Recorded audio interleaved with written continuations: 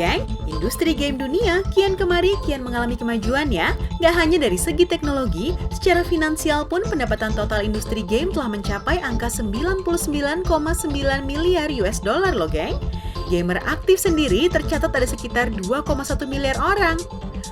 Angka yang tak sedikit ya. Melihat perkembangannya, perusahaan-perusahaan game tentu kian diuntungkan. Dan berikut 5 perusahaan game yang paling kaya di dunia versi jalan tikus. Check it out! Di posisi kelima ada Ubisoft. Buat kalian yang suka memainkan game seperti serial Assassin's Creed, Prince of Persia, Far Cry, Rainbow Six, dan Watch Dogs pastinya udah nggak asing lah ya dengan perusahaan game yang satu ini. Beberapa dari kalian mungkin berpikir bahwa Ubisoft adalah perusahaan game asal Amerika. Ups, kalian salah besar. Ubisoft adalah sebuah perusahaan asal Prancis yang kantornya berpusat di kota Rennes dengan beberapa kantor cabang yang tersebar di Eropa, Amerika Serikat, hingga Kanada. Telah berdiri sejak tahun 1986, perusahaan ini awalnya bernama Ubi Spasisoft. Barulah pada tahun 2003 spasinya dihilangkan hingga akhirnya menjadi Ubisoft yang kita kenal sekarang. Tahun 2016 lalu, kekayaannya tercatat di angka 3,1 miliar US dollar atau setara dengan 41 triliun rupiah. Tenang, ini baru posisi 5 loh geng. Di posisi keempat, Sega. Kebanyakan dari kalian pasti kenal deh dengan karakter satu ini. Yap, Sonic the Hedgehog. Karakter game yang satu ini emang identik banget dengan brand Sega. Serial gamenya pun masih terus beredar sejak game pertamanya Sonic the Hedgehog rilis pada tahun 1991. Udah berapa generasi konsol game tuh ya? 1, 2, anyway, Sega sendiri adalah singkatan dari Service Games, dan menariknya nih geng, biarpun ini adalah sebuah perusahaan Jepang, pendirinya justru adalah 3 orang Amerika, Martin Bromley, Irving Bloomberg, dan Richard Stewart. Berbasis di Tokyo, Sega sudah beroperasi sejak tahun 1960 dan tahun 2016 kemarin, kekayaannya tercatat sebesar 3,2 miliar US dollar atau 42 triliun rupiah. Di posisi ketiga ada Electronic Arts. Salah satu perusahaan game yang keluarannya bisa dibilang paling variatif, geng. Kalian suka main game FPS seperti Medal of Honor dan Battlefield? Atau game racing seperti Need for Speed? Atau mungkin game sepak bola seperti FIFA Series? Atau bahkan mainin kehidupan orang di serial The Sims? Yup, itu semua adalah segelintir nama game keluaran Electronic Arts yang dirilis melalui divisi EA Games, EA Sport, dan EA Maxis. Divisi-divisi lainnya juga masih ada loh geng. Udah nggak perlu diragukan lagi lah ya, kalau perusahaan yang berdiri tahun 1982 ini pasti kaya banget.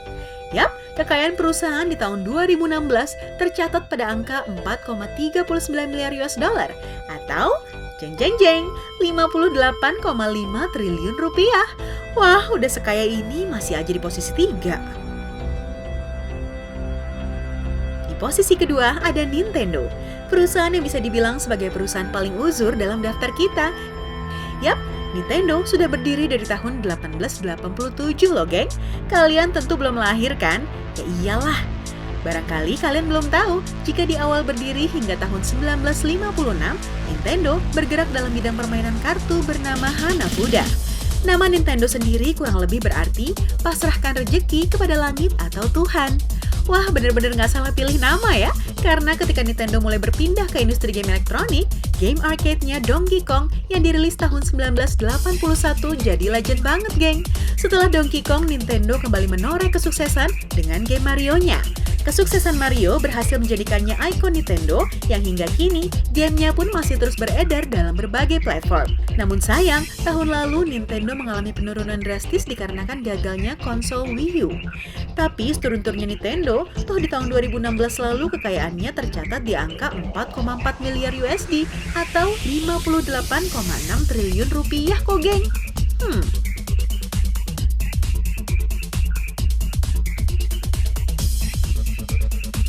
Dan di posisi pertama, siapa lagi kalau bukan Activision Blizzard.